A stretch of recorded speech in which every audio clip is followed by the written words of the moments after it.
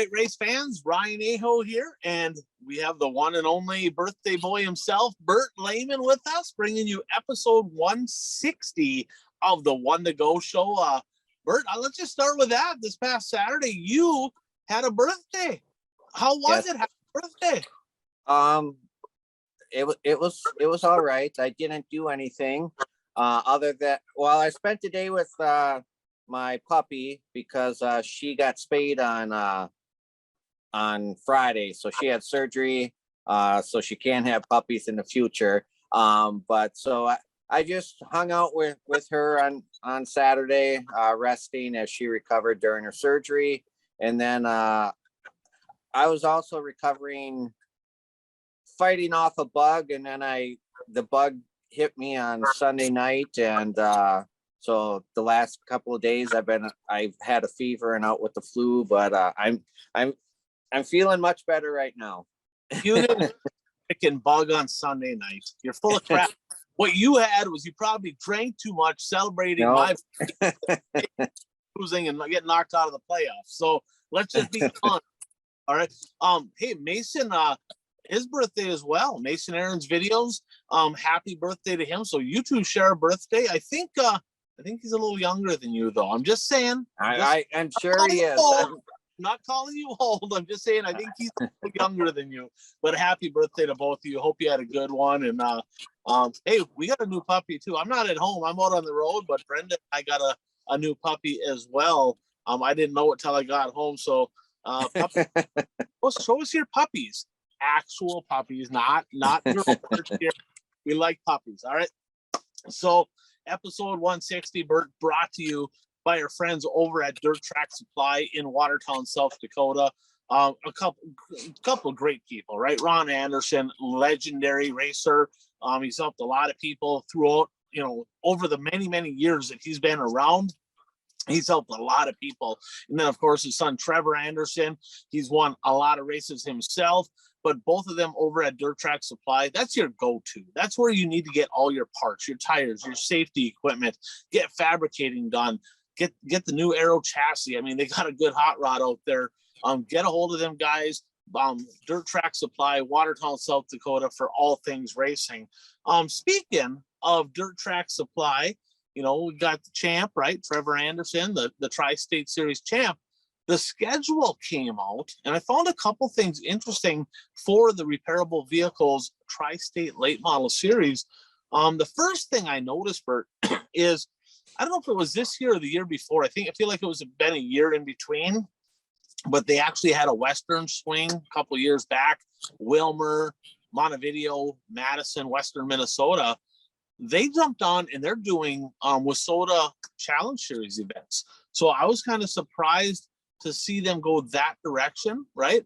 But on the flip side of that, out in South Dakota, now keep in mind the Wasota Late Model Challenge Series champion, Cole Searing from South Dakota, right? So you'd think, man, you think there'd be a couple Challenge Series races there? Well, they lost Aberdeen. They lost Huron, and that had no bearing on Rod. That happened prior to Rod coming in. There was some things there, a little bit of drama, but Aberdeen, Brown County Speedway, they've been a Challenge Series track for many years. I was very surprised with as much involvement as those two promoters have had in the Wasota Promoters Association. Of course, the Wasota 100 was hosted for many years at Huron, and then Orv took a couple years off. It was actually hosted the Western at Aberdeen. Terry Volz was heavily involved with the Wasota Promoters Association. But Bert, they made the decision to jump away from the Challenge Series, go with the Tri-State Series. Is that a surprise to you? I mean, I don't know their situation very well, so I'm not sure if it's surprised or not. Obviously, it's a little eye-opening, considering Wasota country and everything like that. Yeah, it's going to be interesting to see, right? I mean, because of course Cole Searing, the reigning champ, I don't know if he's going to follow the Challenge Series. It's a lot of traveling. They do have the Western Minnesota swing that's not far away. I guess time will tell. Hopefully it goes well for both of them. Both of them really good series in their area. I just found it interesting. I just gonna say I've had conversations with both of those promoters in the past, and they kind of tooted their horns like, "Oh, you got to be loyal to Wissota. You got to be loyal, right?" I'm just saying, right? I mean, if you're gonna tell everybody else they got to be loyal, maybe you got to kind of follow suit. Just saying, right? Now, I'm not saying the tri-state's bad, but these days you got to be loyal to this, and obviously they must feel that it's a better situation for them money wise to do it what they're going to try this year, or at least try to see if it is financially better for them. Out in that region, Bert, I like that tri-state deal. It's similar to the Dirt Kings over in eastern Wisconsin, right? Similar, not the same, but similar. Where the tri-state over there, based out of kind of, I guess, Sioux Falls area, Brandon or whatever, based out of, but they have rules packages that work with all the area late models, so they're able to draw in from Nebraska and all that different stuff. I don't know. It'll be interesting to see. I know they had pretty good turnout at Huron. Probably have a good turnout at Aberdeen. I'm sure they're going to pay good. So it'll be interesting to see. Hopefully both series go good. I mean, late model racing is actually kind of getting kind of stronger. So we'll talk more about that in just a little bit. So Bert, let's shift gears. A blast to the past, episode 160, brought to you by Impact Health Sharing. So if you're a business owner, if you're self-employed, if you pay for your own health insurance, right? Just take a look at your numbers. Do you feel like you're paying too much? Do you not have health insurance because you feel like you would have to pay too much? I might have a solution for that. Impact Health Sharing has been a great product for a lot of people. Family plans, really, you're looking at about $600 and change per month. $2,500 family deductible. It's been a great option for a lot of people, helping people save a lot of money. Shoot me a message, shoot me a text, whatever you want to do. I can get you a no obligation quote. We'll get you the numbers, see if we can get you some info. If it's a good fit for you, you might have a little bit more money to spend on that race car in 2023. So, Bert, episode 160. Do you have a 160? I do not have a 160. How about a 60? I have a 60 from eastern Wisconsin and one from western Wisconsin. Oh, all right. I don't think he's from western Wisconsin, but I think I know who you're talking about. Maybe. Well, So, he raced in western Wisconsin. All right. Let's start with you. Who do you have from eastern? Who's from your neck of the woods? Number 60. He's actually from. I don't know if he's officially from Anigo, but he's from the Anigo area. Charlie Wild. He was a dairy farmer who raced IMCA modifieds. He was a throttle masher and loved to run the cushion. And did you ever race at Lang Lake County Speedway? No, I never raced in eastern Wisconsin. Big half mile. So he liked the speed, and he'd come to Shawano Speedway every now and then and race also. So that's my driver from eastern Wisconsin. All right. Well, western Wisconsin, does he have a brother where they flipped the number upside down? It was kind of yes. All right. So we'll go to him last, because that's when I think 60, that's who I think of. But I do have another. So I'm a super stock guy. Paul Orlowski from Superior built his own cars. I never really met the guy. I was pretty young when I was racing against him, but he made a lot of laps over in Superior and in Proctor. Super stock racer. If somebody has some information about him, go ahead, post in the comments. If you have some extra pictures other than what I have, we'd love to see them. But when I think 60, I think 09, and you think Chamernick. And 60 is Mark Chamernick. Now, I know you're thinking of him in the late model. I think of him in the super. I only know him in the late model. I didn't even realize he raced the super stock. Right. So why don't you share? I mean, is there any memories, anything that sticks out on Mark Chamernick from you? I mean, nothing in particular that sticks out to me. I know that they came and raced at Shawano Speedway in a midsummer special one year, and I was I was excited to see them race in, Eastern Wisconsin because, I had read about them and how well they were doing at basically at Cedar Lake. That's where I'm most familiar with them racing. Yeah, and they came up, I know Mike mostly came up in the 09 to Hibbing Proctor. He ran up there, but Mark, he ran for a shorter stint in the late model. Then I raced against him in the super stocks. This dude was a flat out tin bender. All right. My guy, I like him. Kind of reminded me of me, a little taller. But he was related to one of my pit guys, one of my best friends, is a relative of his. So, I was always a Chamonix fan. And he ran for the Muellers, I believe is what it was, in the super stock division. But he was quick. He's pretty sporty, won some races. And if you gave him an inch, he was going to Bobby Pierce you and take about 3 feet.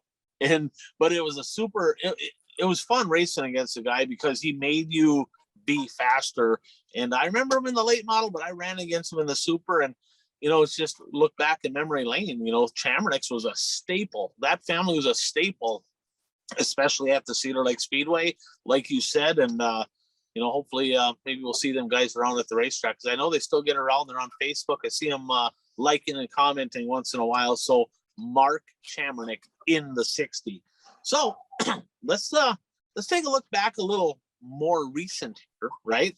And we'll take a look back at the 2023 Wild West Shootout.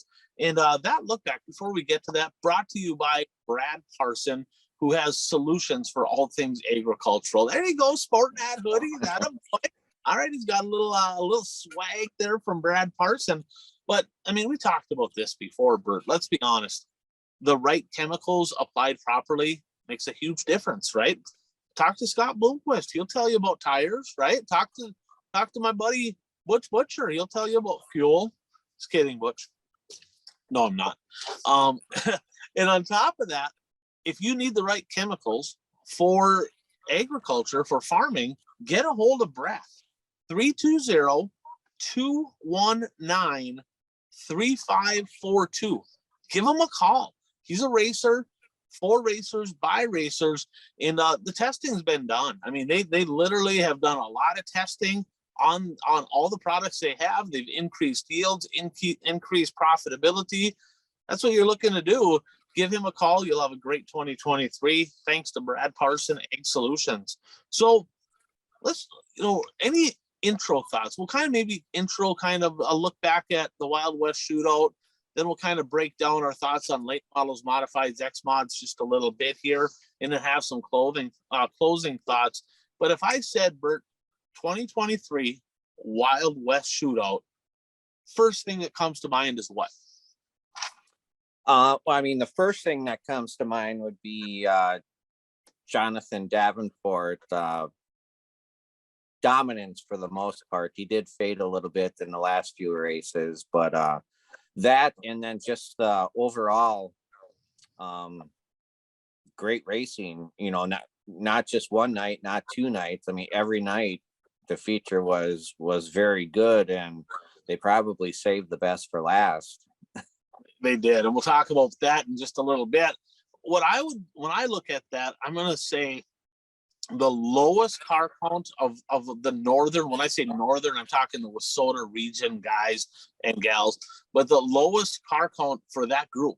So I was surprised by that. That really surprised me, but they had great car counts overall. I mean, it was one of their bigger car counts for the Wild West Shootout, and an absolute A+. And Bert, let's face it, we're critical of track prep guys, right? Like, we're not afraid to kind of throw some darts. Bang up job. The feature races were phenomenal. And they, like you said, they saved the best for last. And, did they get it absolutely perfect every night? No. But I tell you what, if I had to give them a grade, A+. I think they did a hell of a job on the track prep down there. And some of the X-Mod drivers are going to highly disagree with me because of their heat races. We'll talk about that. But I think it was a great event, and sounds like it's coming back there in 2024. Sorry, Dad. I know my dad and Harlan, some of those guys, they actually bought park models in Apache Junction kind of right by where the Arizona Speedway was, where it used to be, thinking, hey, it's, we're going down there, we'll winter down there, Wild West Shootout. They get their place, boom, they move it to Vado. And then they said the news at the end of last year that it's going back, right? It's going back to the Phoenix area. That ain't happening for sure in 2024. It might down the road, but it's not happening next year. So Dad, Harlan, you guys are going to have to drive a little bit to go enjoy them races next year. So late model action, Bert, you talked about JD, right? He started the week with started the deal, 6 races, 3 straight wins, a second, fourth, and then a 6th on the final night. So you kind of progressively faded a little bit. If your worst night is 6th, not too shabby. But other than that, what else stuck out to you in the late models at Vado? Garrett Elberson, he had a pretty good week down there. I can't remember what the stat was, but he started on the front row in several features. Also the performance of Ricky Weiss. He had a pretty good week down there. He finished 1, 2, 3, 4, 5th in points in the 8-race series. So those 2 drivers. Other than Davenport and Larson and Pierce, those are the 2 drivers that caught my eye. And then Mike Marlar came on at the end. He did. Yeah, Ricky actually 1, 2, 3, 4 top 5s down there, then a 6th and a 10th place finish. So kind of quietly, he was there, but he was kind of rolling the bottom, kind of quietly. A very solid weekend for the 7. Bobby Pierce, right? He started out the week and he flat out, night number 1, Bert, he drove away from the field. It looked like it was man, Bobby Pierce is gone. And then there was a yellow. JD put an education on him. I think that was night 2. I think it was night 1. That was night 1. Yeah. And then he faded a little bit. Bobby did Bobby things that night. But did end winning 2 of the last 3, including the 25,000 to win show. But just like Bobby Pierce, right? You can't go a week. You can't do it, right? Without Bobby Pierce having just a little bit of drama. Did you see that incident with him and Kyle Larson where the lapper got turned upside down? I just saw the tail end of it. I didn't see the whole thing play out. Yeah, it's kind of one of those things where I watched it multiple times, and we had, so we had Mike, Mike's a Davenport guy. He's like, oh, freaking Pierce, right? He's all flipping out. Well, Mike, you might have to look after this one too. I don't think it was his fault. Kyle Larson also didn't really think it was Bobby's fault. Bert, the lapper was going really slow. Reminded me, I think it was I-80 last year, where remember when Madden was started behind that local guy and that guy lifted at the flag stand and wrecked the whole field. Madden got junked. I think that was at I-80. Reminded me of that. They're coming up to lap this guy. There's 2 to go. They're straight away behind and they closed that fast. And I get it. Bobby Pierce is a professional race car driver, supposed to miss that. Did not. Lapper got upside down. Kyle Larson got caught up in it. And any thoughts? From the little bit that you saw, any thoughts on that? I really didn't see enough to be able to provide any thoughts on as to whose fault it is or anything like that. But obviously, whichever driver you follow, that's who you think that the other one is at fault. So that's just the way racing is. Yeah, regardless, Bobby had some drama, but he looked good. Bobby was quick. He looked really sporty in that Longhorn. Now, who doesn't look sporty? His arch nemesis, Turbo, Tyler Erb. Yeah. Color of turtles, kind of look like one. I don't know, man. The Longhorns, Bert, no, specifically, Longhorns with Bilstein with Rumley influence were 6 for 6 in victory lane. Okay. The rocket down there, really, there was a couple regional guys that had rockets, but really the rocket car that represented the big, what we call the big guys in late model racing. Turbo, his best finish was a 7th. That's the best he could muster on night number one. And he was just, I mean, he didn't even look fast, wasn't in the conversation. What do you think's going on there? I don't know what's going on there. I mean, obviously, you know, he lost his father. You know, heck, that's only a little over a month ago. I mean, it seems like forever, but that was only a little over a month ago. I mean, obviously, you know, that makes things more difficult, but to not even finish in the top 10 in points, I mean, and this is nothing against some of these drivers, but, you know, Cade Dillard was 8th in points. Stormy Scott was 9th. Johnny Scott was 10th. I mean, you expect Turbo to be ahead of those guys, right? In points, if, you know, racing every race. Right. You made a good point there. I mean, it seems like forever ago, but that was like a month ago. Lost his dad. He didn't get an opportunity to grieve right away. Maybe he's processing that. Of course, the holidays, Bert, as you know, the holidays are extremely tough, right? Like that. So I'm looking for Turbo to rebound down at Speed Weeks. And what do you think? You think he can put that one car in victory lane down there at least one night down there? Yeah, he can do it, definitely. And yeah, I mean, he definitely has the talent to do it.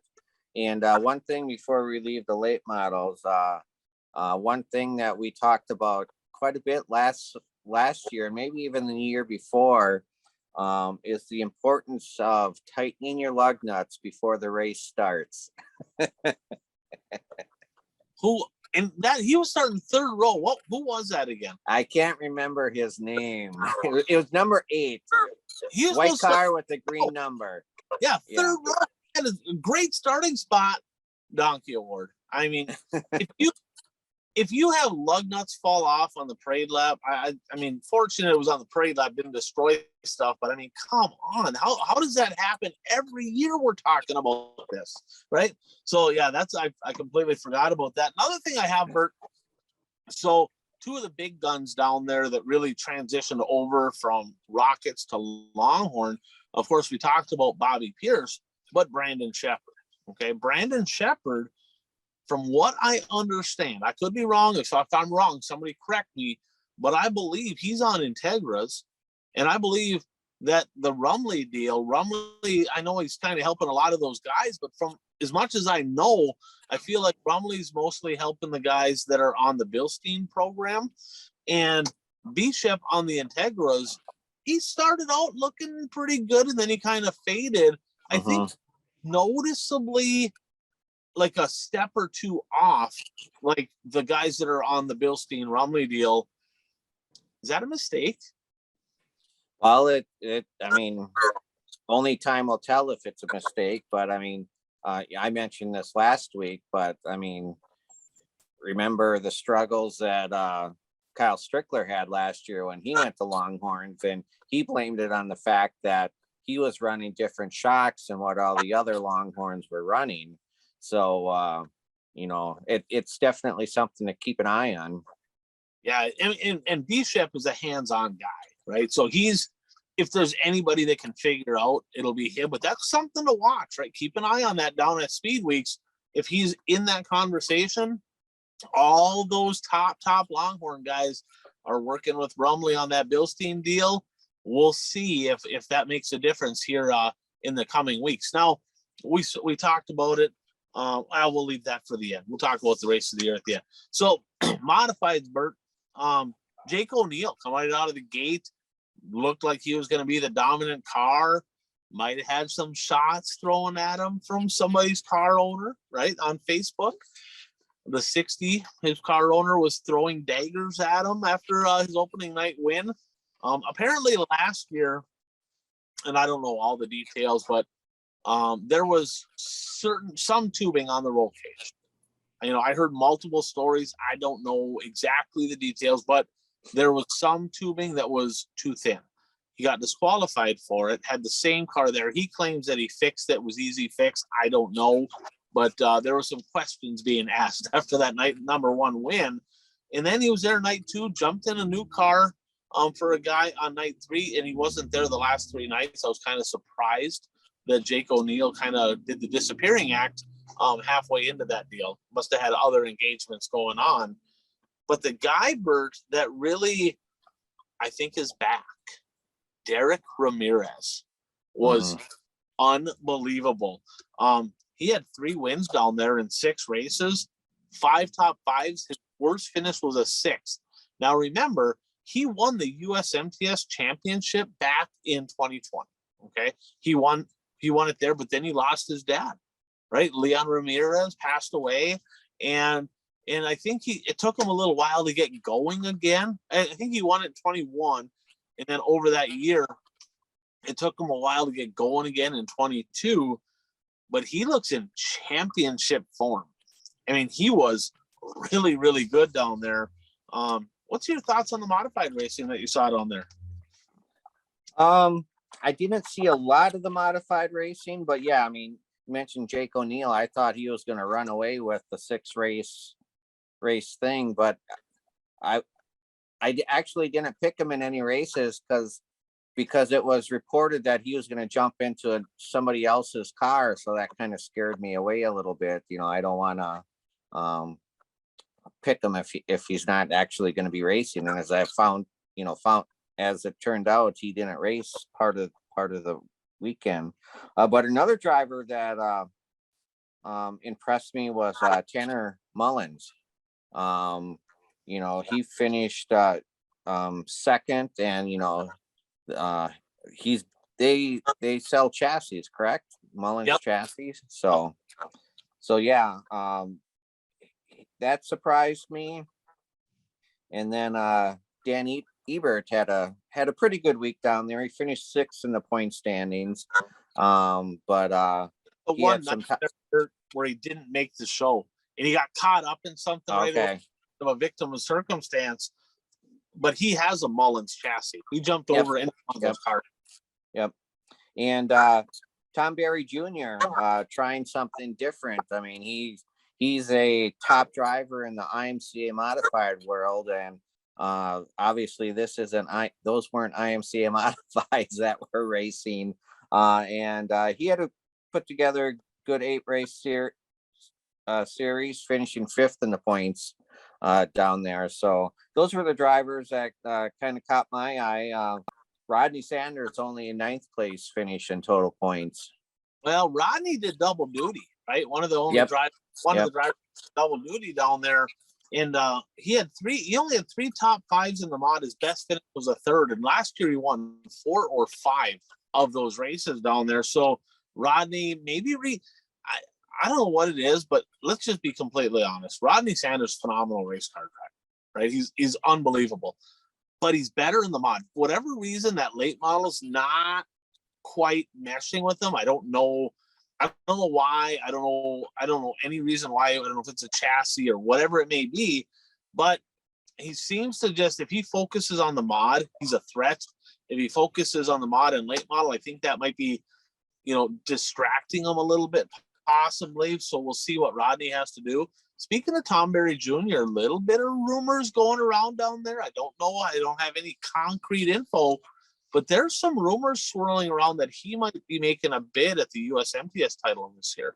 So that would be a great addition to them if he does that. One thing on Mullins too, remember I said the track was great. He did make the comment that, boy, it'd be a heck of a lot easier to maybe sneak a win in there if I didn't start in the back on slimy heat races. And so some of the X mods and the mods were not good, but it's kind of one of those deals where they did that with the hopes of having great features at the end. For the most part, they did. And I get it. When you race in them early heats and you're on some slime, it's frustrating. I mean, you looked at several of those guys in those 2 classes that were up front in every feature. They had to work their tails off because their heat races were awful, and it was all because of the slime. So yeah, and the mods and the X mods, they were going by passing points for their feature to qualify for the feature, where the late models were not. Correct. So in the X mod division, which I'll just say it, for the most part in recent years, the XMod division down there, Bert, has been dominated by Northern cars, right? I mean, Cole Searing won the championship, and I know Skeeter Esty won a couple of them. In the modifieds, right? We had TPO down there. Strand always ran good. We didn't quite have that. Lucas Rodin, the Nightmare, literally kept the Northern contingent from being winless. He snuck a win in there, parked it in victory lane, kind of had a rough start, and I think he ended up third in the point deal. But quite honestly, it was a K-Jack show. Chris Jackson, he had one sixth-place finish, and it was a super slimy heat race, and he had to start 23rd in the feature to get to sixth, didn't get the yellows when he needed them. Otherwise, he had 4 wins in a second. Yeah. That's domination right there. So closing thoughts, Bert. Back in 2024, I was originally disappointed by that, but that final night changed my mind. What closing thoughts do you have on the Wild West shootout? Well, I mean, based on the action on the track, it deserves to go back to Vado Vado. And I don't know what crowds are like there. I know some of the early races, it didn't look like they had a lot of people in the stands, but the final race, it looked like they had the stands. They had a good crowd in the stands. So racing action wise, I'm happy it's going back there, and I guess we'll see what the future holds after 2024. Yeah, I think it was great. The last couple nights, like you said, the crowd was pretty darn good there the last couple nights. And, it's kind of located, if you're wondering where Vado, New Mexico is, right in between El Paso, Texas and Las Cruces, New Mexico, literally right in the middle. So they got good populations on both sides, but it's like 30 miles or so from either town. And that final race, Bert, unbelievable. Race of the year candidate right there. I mean, obviously we're in January, right? But that could hold up over the course of the year. Yeah. You got Bobby Pierce and Young Money, Kyle Larson throwing absolute haymakers. It was unbelievable. And then in comes Marlar, right? In comes out of nowhere. In comes Stormy Scott, right? He was a great run to cap off the week. If you haven't watched that race, if you have a Flow Racing subscription, I'd recommend jumping on there, watching the replay. Even if you know who won the race, it's worth watching because it was that good. So, Bert, let's jump over to some buggy stuff, right? Some mini buggy stuff, right? The Chili Bowl, the 2023 Chili Bowl. And before we do, we'll give a little shout out to our friends over at buyraceshirts.com, Jordan Tollickson, Montevideo, Minnesota. Another great racing family, done a lot for the sport, but they do a lot of apparel, t-shirts, hoodies, you name it, hats, whatever you need. So if you're looking to get apparel for your race team here in 2023, buyraceshirts.com is where you want to look. So, Bert, is there any question on what the biggest story is of the Chili Bowl this year? Oh, no. So in case you live under a rock, right? In case you missed it. Right? Well, it may be a question if people only follow the final day of the event. Talk a little bit about that in a second too. If you follow the entire week, yeah, then there's no question.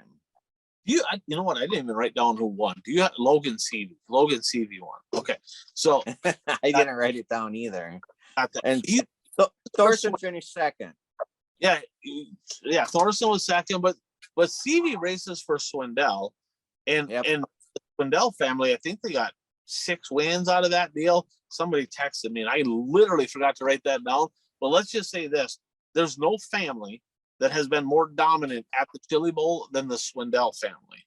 Okay, and this is just more added on top of that because now they're car owners and their driver got it done this year. But the biggest story in one of the prelims there, Bert, 16-year-old rookie Ashton Torgerson took a tumble, and it was a pretty hard roll. I mean, not the hardest roll of the week, right? Definitely not the hardest roll, but got ejected from his car. The place went silent. I talked to people that were there, and they were like, "Oh my goodness!" Like they had no idea if this kid is alive, broken neck, paralyzed, what's happening. So he rolled over and there's video footage of this, and he literally came out of his car, his head, looking at the video, it looked like his head pounded the ground and it was twisted backwards. Somebody was looking out for this kid, because the way he hit, didn't get run over, didn't get crushed, didn't really break anything or hurt anything. I mean, first and foremost, just thank God that this kid's okay, right? That's number one. And I really don't know what happened. There's a lot of speculation. You see people going, well, it could have been this or this or this or this or whatever. But have you ever seen, I mean, how does that relate to maybe the most scary scene that you may have seen in all of racing? I mean, that would definitely be scarier than any scene that I've seen. The scariest racing scene that I've witnessed in person, and I talked about this on the podcast already, was when David Fieber, racing a fast track late model, got together with another late model at Shawano Speedway, and his car was, two wheels are up against the wall on the front stretch, and there's a car underneath the driver's window, so he couldn't get out of his car, and the fuel tank started on fire. And I thought I was going to watch somebody burn to death, because I didn't know how he was going to get out of the car. Luckily, he was small enough he could crawl out the other side of the car. But as far as, that wreck didn't look that bad. It was the aftermath that was scary. This was the actual wreck that, I've never seen anything like that. No, and fortunately, when I saw it, I already knew the outcome. I watched it on the replay, so I knew at that point that he was at least alive. He wasn't paralyzed. I knew that, things were looking positive. He wasn't out of the woods at that point, but things were looking positive.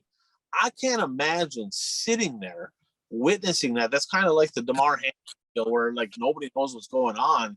What a scary sight. And so racers, racing's a dangerous sport. It is, right? I mean, you're up on the wheel, you're carving, you're taking chances every single time you strap in. Just pay a little extra attention to safety, right? Yeah. Cinch them seatbelts up, make sure everything's mounted properly, make sure everything's good, because I don't have any idea. I'm not going to pretend like I have any idea. I'm not even going to speculate on what could have happened, because I don't know, right? Regardless, somehow the belts came loose and he came out of the car when he shouldn't have. Okay, that's all I know about that. But, mounting them, right? Just understanding how they need to be mounted, understanding, looking at that stuff. And I remember there was a time where dirt tracks, and this ain't on the track, I mean, I don't know that a safety check would have, prevented that, because something maybe happened during the race to pop them loose. But I think racers got to take some ownership in that, and seeing stuff can happen like this, just do a little bit extra this year and just look at your safety stuff. Keep an eye on that. And, at the end of the day, we all want to win. We all want to win. At the end of it, we all want to win, but you all want to go home, right? You don't want to get and don't skimp on safety stuff. I mean, don't think that you can't afford the, you'll go used rather than buy something new because you can't afford to buy new seatbelts or something. If you can't afford to buy the safety equipment, you can't afford to race. I mean, and Bert, this might be a good conversation piece, right? Like literally, we could talk about what are some of the dumbest things you've seen drivers do when in neglecting safety, right? And I'll be honest, I've done some stupid things myself, right? But what are some of the dumbest things that you've seen when a driver just flat out neglects safety? Maybe we'll, post in the comments, shoot me some texts, maybe some fun stories in there. I'll maybe next week, Bert, maybe write this down or whatever, but I'll maybe share myself a couple of the dumb things that I did. My parents will be highly impressed, right? But the fact is, we've all done it. We all think we're invincible. You're out there racing. It's kind of like cold trick. Cole Trickle. I'm more afraid of being nobody than I am of being hurt in a race car, right? And we all think that way. But at the end of the day, all it takes is one time and your life is over, you know, and that might be best case scenario, because if you get paralyzed or whatever, that might even be worse, right? So just we'll talk more about that next week. So another thing, some history was made there, Bert. History was made. Chris Carroll made a historic run in the alphabet soup. He went past the most cars through the alphabet soup in the history of the Chili Bowl. He went from the N to the M to the L to the K to the J to the I, and he finished 7th place in the H. That's a lot of racing. That's pretty cool. Now, WISSOTA, wake up. Wake up, okay? I'm calling you out here. WISSOTA, if you're a board member, you're listening to this show, I'm not giving you all donkey award for this one, but I have a suggestion for you. Bert, at the WISSOTA 100, race teams come there all week long, right? And then on Saturday, they decide, well, we're only going to let the top 16 or whatever finisher or in points there that aren't already in. They're the only ones that get a last chance race to get into the feature. That is some bullshit. Okay, that's got to change. If you have raced any of the prelim nights or all of them, you should be able to race whether it's a B main or a DCB or whatever on Saturday. Give those drivers an opportunity to earn their way in. Bert, you want to talk about like something super cool? How cool is it when somebody goes from the D to the C to the B to the A and they're rolling in the A and the crowd is on their feet seeing how far this person can get forward? Go to the alphabet soup in some of these classes at the WISSOTA 100, and I think that's going to make that event a whole lot better, in my opinion. So we talked about some people follow the prelim nights, some people follow the whole thing, some people follow the finale. Did you watch much of the Chili Bowl, Bert? I watched the feature. I watched 1 or 2 preliminary night features, and then just scattered racing here and there. A lot of comments on sprint car threads on Facebook, and I kind of followed their sentiment. So the prelim nights to me were phenomenal. They were all good. I mean, they were all short races, 20 or 25 laps. They're elbows up, and it's short 55 lap main event on the final night. Bert, on the final night, they got the alphabet soup, which is super cool, and then a 3-hour intermission. 3 hours. I like drivers' intros and all that, but come on, right? You can't have the 3-hour intermission. WISSOTA 100 does the same thing for their whatever that deal is. They do Parade of Champions deal. Can't have that. I was wondering how long their intermission was, or what their breaks were like throughout the day. And this is another topic that kind of correlates here. We've talked about live racing on TV, not streaming, but on TV. Right. And the feature for the Chili Bowl was on MAV TV. And so I went to my TV guide to see when it was on and whatnot. And I set it to record. And then they always ask you, well, this is a live event. Do you want to add an extra 30 minutes? Yes, I want the extra 30 minutes. And then I went to 2 or 3 programs after that and recorded those also just to make sure. Well, it's a good thing that I did, because the coverage for the Chili Bowl was supposed to be from 9:30 to 11:30 live on MAV TV. The feature didn't start until after 11:30. Puka running this shit down there? I mean, that's what, maybe he ain't been on the show because he's down getting ready for the Chili Bowl because he likes that long drawn out stuff. In fact, he should be a Chili Bowl guy because half them people got flat. That's his people right there. But yeah, that if I had a complaint on the Chili Bowl, it'd be that. I mean, and they don't need a 55 lap feature just because it's the finale.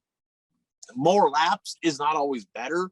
The 25 lap features were far better, in my opinion, than the 55 lap feature. It took rubber, locked down. And remember earlier this year, or I guess middle of last year, Kyle Larson mentioned, I ain't going to the Chili Bowl. 10,000 to win ain't enough. I ain't going, right? I don't have no problem getting cars, right? So it's kind of one of those deals. He's partially right. You know, something that prestigious, they probably should pay more. I mean, if you figure out how many people are there, what it costs to get in the pits, whoever's running that deal is making bank, right? On the flip side of that, if you got that many race cars and that many people there, do you have to pay more? It's a business. Oh, right. You know, so if they wanted to pay more, quit going. But I mean, Kyle Larson stood by his word. He didn't go. But I kind of agree. I mean, if they're making that much money, you can pay the drivers more, but I don't think it makes it any less prestigious, right? I mean, I think 10,000 a win. They're not there for the money. They want that unique trophy is what they want. And the split the pot winner, Bert, did you see that? No, I did not see that. $51,724, made over 5 times the amount. Well, they did add some money to that bill, but let's just say the split the pot winner went home way happier than the feature winner. So that's pretty cool. So one thing I noticed, and maybe rollovers happen so much down there, it's not a big deal, but during the feature there's a few rollovers, but they never said how many rollovers that they're total during the event. Yeah, somebody can post in the comments. I know that it was definitely more than 20. I get a donkey award over 20. I think it was like 27 or 26 when that kid tumbled, and that was, I believe, on Wednesday. So they have a counter there. They do have a counter, but they didn't really talk about it much during the feed. But they did mention it a little bit. But somebody maybe post in the comments how many rollovers it was. There was quite a few. But our weekly pick'ems, Bert, I do have our stats here. We got some new people, right? We got some new people, and remember Brad and Mike got a late start last year, and both of them said, "Wow, we would have won," right? Well, bad Brad, he's at 14, Bert. Mike's at 13. Kurt, new guy, 13. Kent, another new guy, he's at 12. I'm at 10. Dan, another new guy, at 8. Carl and Bert, you're way down there at 4. You're 10 back from bad Brad. And Jeff, I don't know if he forgot to put his picks in a couple times. I'm not really sure, but he's only at 3. I'm not sure what's going on there, but kind of fun to have a few extra people here in the pick'ems. Well, the thing is, every time I picked Davenport to win, he did not win. So apparently Davenport is becoming my Brad Sweet this year. Bert is JD's kryptonite. All right. So there you go. So Mike's a big JD fan. I know that. So every time that Bert picks him, you need to give him some hate mail. So we'll see how that works. This week, though, we're going to pick 3 nights of World of Outlaw late model racing action over at the Volusia Speedway for the Sunshine Nationals. I look at it as the official start to the 2023 Speed Weeks down there. From that point on, it goes in conjunction. Some drivers already down in Georgia getting some practice laps in over at Kyle Bronson's track at Golden Isles. But Ruben Morales is going to be on the mic this year for the World of Outlaws. Of course, we lost Rick Eshelman last year. Ruben, 3-4 years now, he's been with UMP, does the Summer Nationals. Lots of energy. I love it. Does a great job. Jeff actually has it lined up, kind of segue, kind of connected us a little bit. Gonna maybe get a few words here with Ruben to share with some people and kind of talk about his transition to the World of Outlaws after this weekend. So that'll be kind of fun. Little bit of kind of some fun stories going on down there, Bert. Somebody jumping in a rocket down there. Are you talking about Black Sunshine? The old child himself in the Big Frog 58. I'm gonna ask you this, Bert. What kind of stupid stuff is Scott Bloomquist going to do this time? Any predictions? Any guesses? Well, he won't be driving the hauler, I'm assuming, so the hauler should get there on time. But he can still be late to drivers' meetings and not go to autograph sessions, I guess. It'll be he's always a story. He could run good down there. He gets around. I mean, he's got around everywhere good, but he gets around really good. Somebody that got around Volusia really good last year, not going at least to the Sunshine Nationals. They might go in February, right? But the Mac Daddy Dale McDowell gonna sit this one out, right? And I asked why. I did talk to some of their team, and I said, "Why are you guys not going? You're so good down there." Really upset about the tire roll, Bert. So in years past at Volusia, you could run a 20 or a 30. This year, of course, they went to the 1, 2, 3, 4 deal, right? And they're allowing a 1, 2, and a 3 at Volusia. They said that is going to make it mandatory to buy a 1, or you're not going to compete in qualifying and stuff. And that's going to, with their tires are like $215 a piece. Just the added expense from them allowing the 1s for a compound, they said, we're out. We're going to skip this one. Hopefully they make a decision to not allow the 1s after this one. But right there, the change in tires, a little bit of a change there, allowing something different is keeping Dale McDowell away from Volusia this weekend. I've got a question for you. Will the Longhorn Bilstein Rumley combination continue to dominate through these next 3 races? Based on my picks, I have to say no. Well, you're kind of a pincer, so I'm not really sure. It'll be interesting. They're 6 for 6, right, to start the season. But some of their nemesises are coming down there. There's going to be a lot more drivers. I actually wrote this down. I mean, the Wild West Shootout was all fun and stuff, but it was a small group of national drivers that were there. Now it gets a little bit more exciting now that you mix in more national drivers into the races. So we'll see who rises to the top and who falls. And I'm excited. Bert, I mean, Speed Weeks in Florida, one of my favorite times of year. It's unbelievable. I mean, the whole atmosphere. I've been able to race down there myself, been down there and watched several times. And it's just a fun deal. And looking forward to it this year. We're going to have a lot of racing action from Florida and Georgia, of course, over the next month here. So really looking forward to that. But let's jump into the last lap, brought to you by our friends over at Zuli's Race Engines. And I know the season is getting started down there. There are a bunch. We'll talk more about our Wissota guys here in just a second. But if you want 2023 to go off, in a big way, you better have the right mill underneath the hood. And Zuli's Race Engines, proven track record, multiple race winners, multiple championships in 2022. Great rapport with their drivers. Give them the recognition they deserve every week on their Facebook page. I think that's super cool. But if you can't beat them, join them. Zuli's Race Engines. Now, Bert, let's start with this. What's going on over in eastern Wisconsin? Well, we're talking about Speed Weeks in Florida, and one driver from eastern Wisconsin will be heading down to Florida in the modified. Mike Mullen will be racing in, I can't remember the name of the event that is down there, but he'll be racing his lethal modified down there.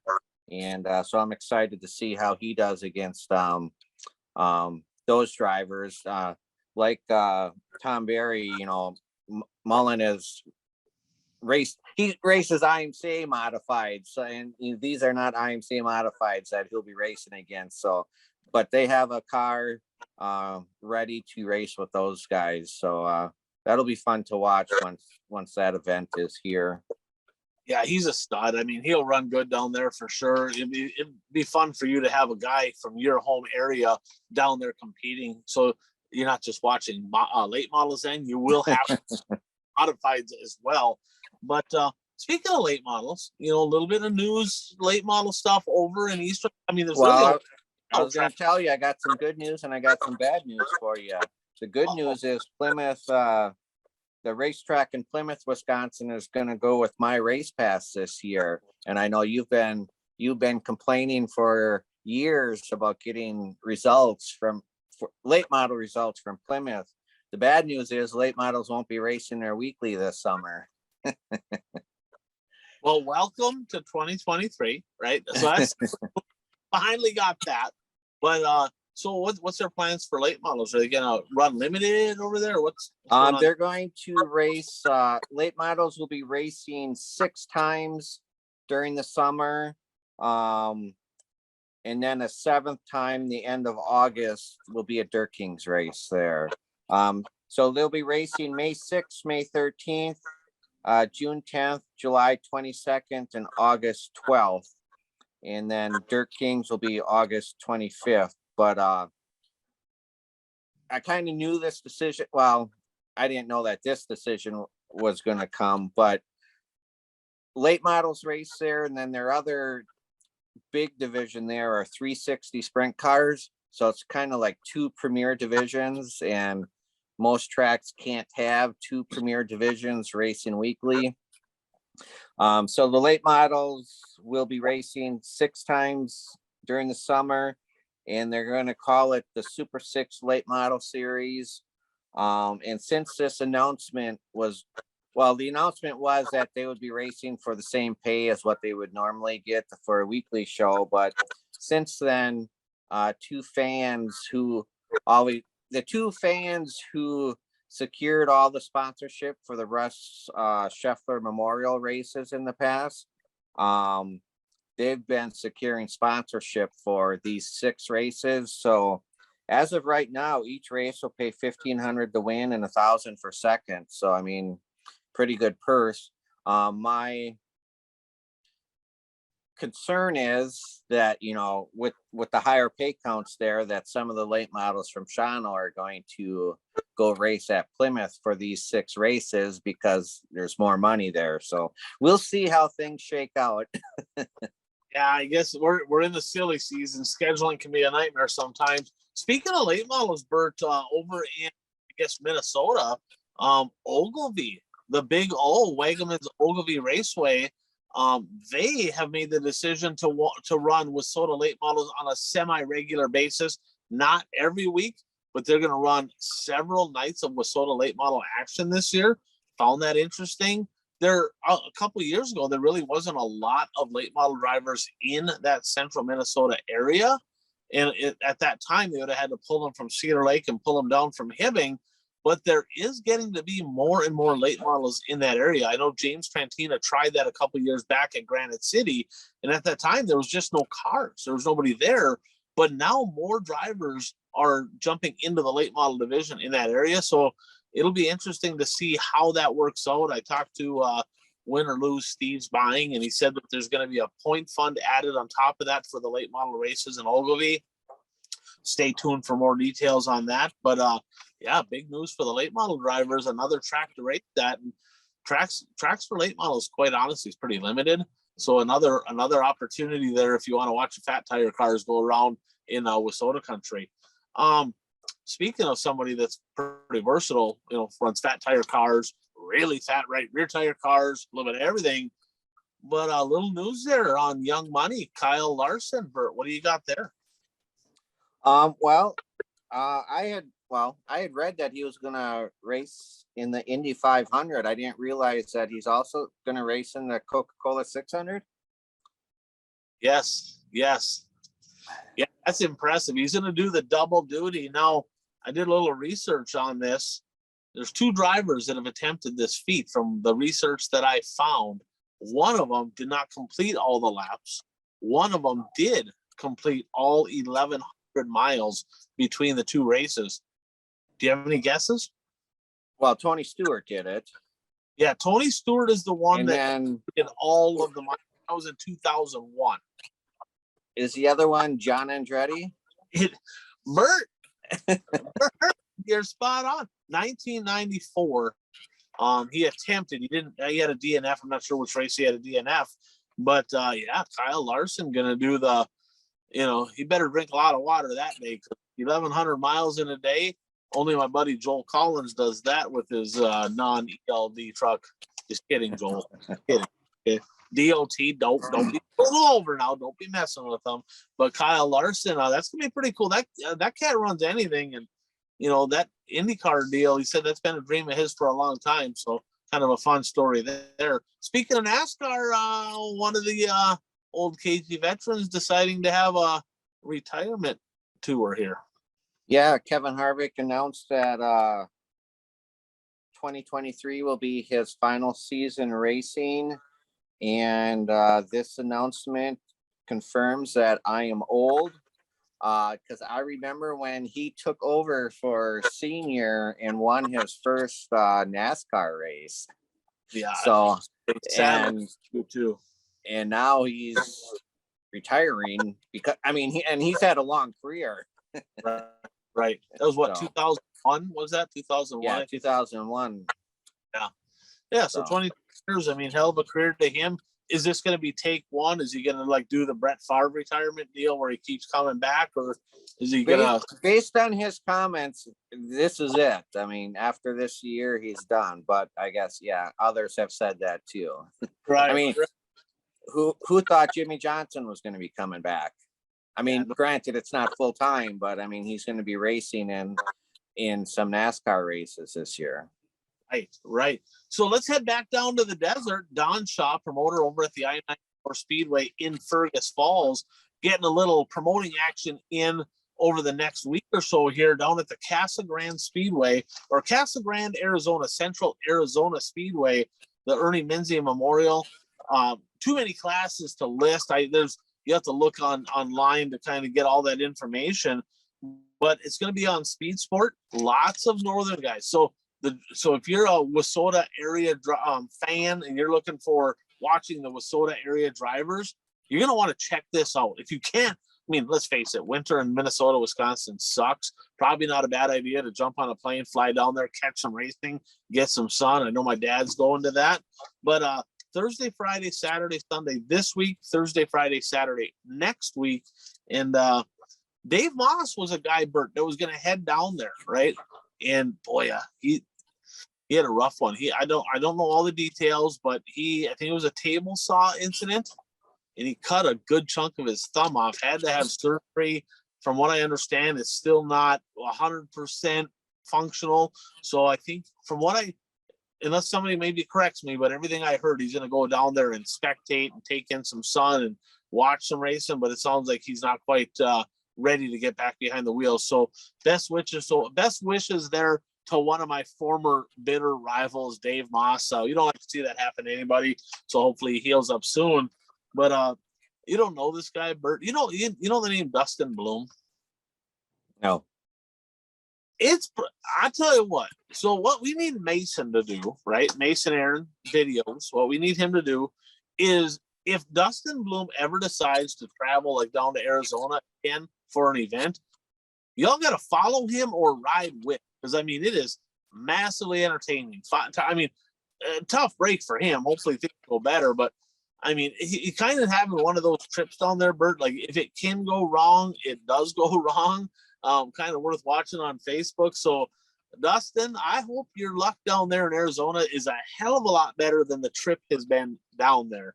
So, with that said, three bold predictions here, Bert. Some things came off the board, and Jeff is going to go ahead and get us kind of keep track of wins and losses, corrects and incorrects on that. I don't have those numbers in front of me, the total numbers, but some stuff did come off the board. We'll start with the incorrects, okay? Bert, you had 3 come off the board. You're incorrect. Turbo will win one of the features on the 7th or 8th. Now, technically, I think he did win a B-main. I don't think that's what you meant. So we're that's the ticket. No, Turbo did not win a feature. He was not good down there. Brandon Shepard will win one at Vado. Did not get her done. Enrico Abreu will win the Chili Bowl. He did win a prelim, but this night didn't go very well in the A main for the finale, so that did not happen. I had 3 incorrect as well that come off the board. I said Wissota drivers will have at least 4 A main wins at the Wild West Shootout. It took Lucas Rodin to get one. And man, that was a tough fought one. It was a hell of a race, too. So only one. I was incorrect there. I did a little parlay here. I said JD wins 4 of 6. Brandon Shepard and Kyle Larson will each win 1. No, that did not happen. I also said RTJ will be the highest finishing late model, super late model driver at the Chili Bowl. That was incorrect. T-Mac actually found his way in, got 11th. So pretty good run there for T-Mac. Now we had some correct ones. Bert, you had a lot more correct ones than me. So we'll start with mine. I had the Chili Bowl. I said 20 plus rollovers. That shit shouldn't even count. I don't know. Donkey award for that kind of they're kind of low hanging fruit. But Bert, you had an X-Mod from Minnesota will finish in the top 3 in the Wild West Shootout final points. The Nightmare, Lucas Rodin, he got a 3rd. You said Dan Ebert will get top 5s in 2 A mains down there. And I think he actually might have did that in 3, Bert. Let me take a look here. It was for sure 2. So Dan Ebert, 1, 2, 3. So yeah, he was over on that. He got 3 top 5. So good weekend, much better weekend this year than last year at the Wild West Shootout for him. And you said that Mike's boy, JD, will not sweep all 6 nights. Well, he won 3 in a row. It was looking good, and then he lost the next 3. So you were correct. So let's get to this week's predictions, Bert. We'll start with you. Got to be quantifiable. Got to be something we can actually tabulate, keep track on. We're going to keep track of this between you and I. Winner at the end of the year will get a free car or something. And we'll go from there. So what's your first bold prediction here, Bert? Dennis Erb Jr. will not repeat as World of Outlaw champion. Hater. Hater. All right. Dennis Erb Jr. will not repeat as World of Outlaw champion. Bert's a hater. Okay. I'm going to go with the Iron Man, Shane Sabraski, who's going to be running a modified for an IMCA, I think IMCA mod for Matt Barbie down at Casa Grande. Shane Sabraski is going to win at least 2 A mains over this 7-night stretch. I will go. Mike Mullen will get at least 1 top 10 racing down in Florida. So you're going with the 20 or more rollover? No. Hey, he's never raced against this type of a car down there. 1 top 10. That's what you're at going, least one. At least 1 top 10, not 5, 10. You're going with 10. 5. Put it top 5 then. We'll put a little asterisk there. Put top 10 because you said that. Put top 5 because I think he's going to do that. I'm going to go late models down there in Arizona. Don Shaw will have more feature wins than the Wild Child Scott Ward.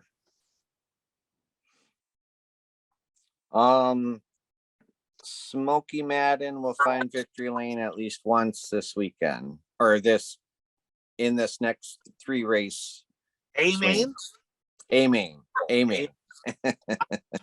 Not a heat race. Not Chris Smokey Madden will win 1 of the 3 at Volusia. At least 1 at the Sunshine Nationals.